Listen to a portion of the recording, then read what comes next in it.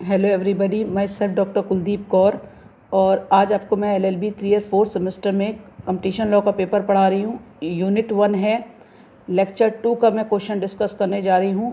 मैं क्वेश्चन पढ़ती हूँ, पहले आपको सिलेबस बता दूँ कि यूनिट 1 में क्या सिलेबस है।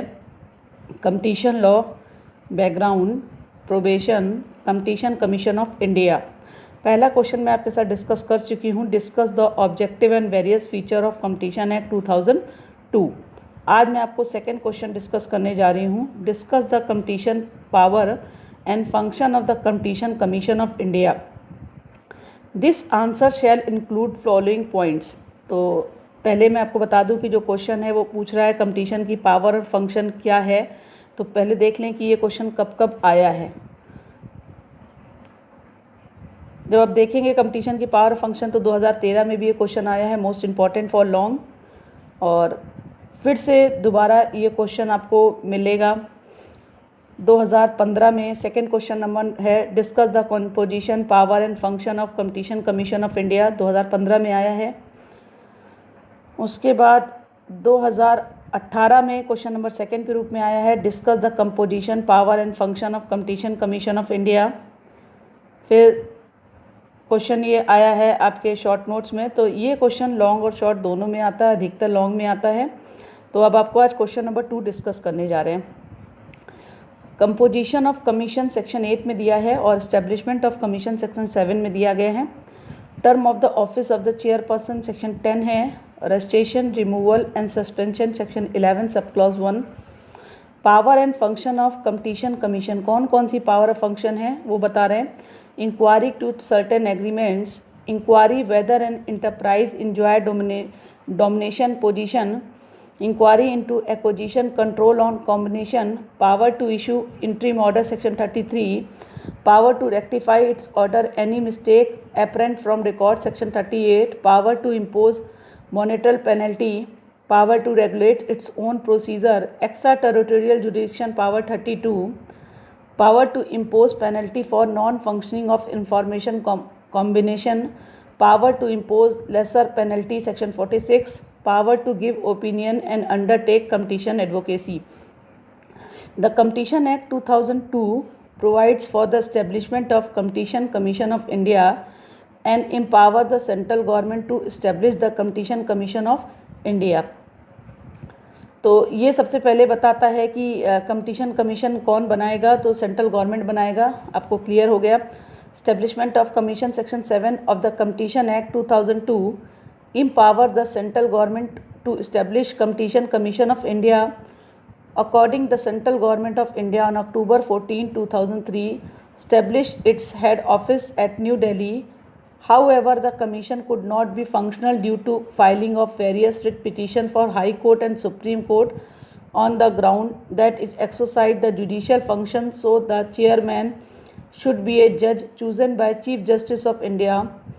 On the writ petition, Supreme Court stayed its operation in 2003 and gave it verdict on 20 January 2005 in the case of Brahmadatta versus Union of India, where it held an expert body is to be created by the Union government. It might be appropriated for the government to consider the creation of two bodies. One will expertise for advisory and regulating function and other adjudicatory function. Later, the central government amended the Act in 2007 and added Section 53 to the Act, which empowered the government to establish the Competition Appellant Tribunal. Government then establishment Competition Appellant Tribunal on May 15, 2009, having its headquarter at Delhi. Composition of Commission Section 8. देखिए section 7 में आपको केवल इतनी बात याद रखनी है कि कब बनाया गया है। सेंट्रल गवर्नमेंट ने बनाया 14 अक्टूबर 2003 को। केस याद रखना। उसके बाद 15 मई 2009 में इसका हेडक्वार्टर था जो अपीलांट ट्रिब्यूनल का, वो दिल्ली में था। यहाँ पर ये क्या करता है वो आपको बता रहे हैं। कंपोजिशन क्या होगी सेक्शन 8 में। सेक्शन 8 सब clause 1 of the act provide that the commission shell consist of A chairman person and not less than 2 and more than 6 members to be appointed.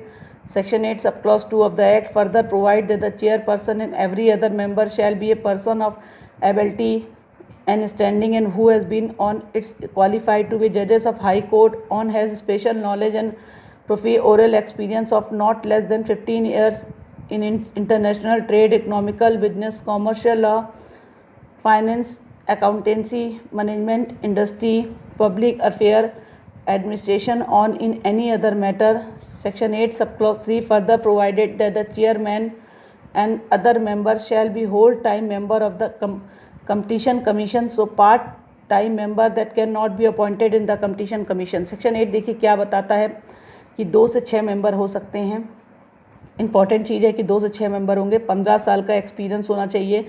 किस सब्जेक्ट में इनको क्वालिफिकेशन होनी चाहिए? इंटरनेशनल लॉ में, trade में, economics में, business में, commercial law में, फाइनेंस में, अकाउंटेंसी में, मैनेजमेंट में, इंडस्ट्री में, पब्लिक अफेयर में इनका एक्सपीरियंस होना चाहिए। एक चेयरपर्सन होगा और बाकी सभी मेंबर भी होल टाइम पूरे समय के लिए अपॉइंट किए जाएंगे, कोई भी पार्ट टाइम मेंबर अपॉइंट नहीं किया जाएगा। सेक्शन 8 में ये बात याद रखेंगे। Term of office of the chairperson, क्या इनकी पदावधि होगी? Section 10 subclause 1 of the Act provided that the chairperson and other members shall hold office for a period of 5 years from the on which he enter upon his office and shall be from the appointment. Chairperson on member shall hold office after he has attained the age of 65 years. देखिए 5 साल के लिए appoint किए जाएंगे, 65 साल की उम्र तक ये अपॉइंट हो सकते हैं, उसके बाद इनका अपॉइंटमेंट नहीं किया जाएगा चेयरपर्सन का। Section 10 subclause 3 of the Act prescribed that the chairman and other members shall, before entering upon the office, make and subscribe to an oath of office and secrecy. Section 10 subclause 4 of the Act provided that if any vacancy is caused in the office of the chairperson by reason of his death, resignation of otherwise, the senior most member shall act as the chairperson until a new chairperson is appointed. क्या कह रहा है? एक chairperson होगा, अगर chairperson की post खाली हो जाती है, वो उसकी डेथ हो जाती है, वो रिज़ाइन कर देता है या कोई और कारण होता है, तो जो सीनियर पर्सन होगा वो चेयरपर्सन के रूप में काम करेगा। Registration, removal and suspension. Section 11 subclause 1 of the act provided that the chairperson on any other member may resign from his office by notifying in written of the central government. She shall not his are passed until the expiry of 3 months from the date of the notice and until his or on her succession and enter upon his office. Section 11 subclause 2 further provided that the central government may remove the chairperson and member if he is on any time has been adjourned, has insolvent, engaged in any paid employment during his term, has been convicted offence involving moral tribute, has acquired any financial interest likely to affect prejudicially his function as a member, has become physically or mentally incapable of acting as a member. देखिए section 11 कहता है कि अगर किसी को पद छोड़ना होगा चेयरपर्सन का तो 3 महीने पहले कम से कम नोटिस दे देगा। यहाँ पर सेंट्रल गवर्नमेंट खुद भी चेयरपर्सन को हटा सकती है। कब हम हटा सकते हैं? अगर कोई व्यक्ति दिवालिया हो जाए, उसने समय को अपने पद का मिसयूज़ कर रहा हो, नैतिक अधमता का दोषी हो, या वो कुछ ऐसा काम कर रहा हो जिससे फाइनेंशियल उसको खुद प्रॉफिट हो या मेंटली और फिजिकली काम करने के वो फिट नहीं है, तो ऐसी स्थिति में क्या करेगी सेंट्रल गवर्नमेंट? उसको उसके पोस्ट से हटा देगी। अब आपको डिस्कस करने जा रहे हैं। पहली चीज़ आप फिंगर स्टिप पे याद रख लीजिएगा कि आपको सेक्शन 7 में क्या याद रखना है। सेक्शन 7 में याद रखना है कि इस्टेब्लिशमेंट, सेक्शन 8 में कंपोजिशन, सेक्शन 10 में टर्म ऑफ ऑफिस और 11 में रजिस्ट्रेशन, रिमूवल एंड सस्पेंशन याद रखना है। अब आपको मैं पढ़ने जा रही हूँ कि power and function of competition commission. Inquiry in its through certain agreement. Section 19 sub clause 1 of the act empower the commission to inquire on its own on receipt of any information from any person, consumer on their association on a reference made to it by central government, on a state government, on a statutory authority. Inquiry whether an enterprise enjoying dominant position. Section 19 subclause 4 empower the commission to inquiry whether an enterprise enjoy a dominant position or not. While doing so, the commission shall consider all on any one of the following factor: market share of the enterprise, size and resource of the enterprise, size and importance of the competition, economic power of the enterprise dependent of consumer on the enterprise, market structure and size of market, special obligation on social cost, any other factor which the commission may consider relevant for the inquiry. Inquiry into acquisition, control and combination. Section 20 of the act provide that the Commission may inquire appreciable adverse effect caused on is likely to caused on competition in India as a result of combination either upon his knowledge or information. It also has been provided that such inquiry shall be initiated within 1 year from the date in which such combination has taken effect. Section 20 subclause 4 further provided that for his inquiry whether the combination is adversely affecting the competition in the market, the Commission shall consider the following factor: actual or potential level of competition through imports in the market, extent of barrier to enter into the market, level of combination in the market, degree of controlling power in the market, extent of affecting competition likely to sustain in a market, market share in the relevant market on the person or enterprise in a combination, individual and as a combination. Power to issue interim order, section 33. Section 33 power less the Competition Commission the power to issue interim order if it is provided to the satisfaction of the Commission. Power to impose monetary penalty, section 39 of the Act empower the Competition Commission of India to ensure regulating compliance and enforcement in the event of non-compliance with an order to direction issued by Competition Commission of India. It can impose a fine up to for each day of non-compliance to maximum of 100 million rupees. Power to regulate its own procedure. Section 36. While regulating its own procedure, the Commission shall follow the principle of natural justice while discharge his function. The competition will have some power are vested in the civil court under the Civil Procedure Code 1908. Extraterritorial jurisdiction power 32. Power to impose penalty for non-functioning of information combination. Power to impose lesser penalty, section 46. Power to give opinion and undertake competition advocacy. The Commission has power to give opinion of competition issue on a reference received from a statutory authority established under any law and to undertake competition advocacy. देखिए last का जो इसका question है, power and function of competition commission की शक्तियाँ क्या होंगी, कार्य क्या होंगे।